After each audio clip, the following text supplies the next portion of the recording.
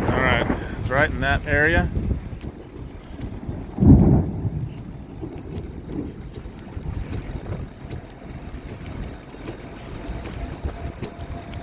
We got a tornado on the ground directly in front of me.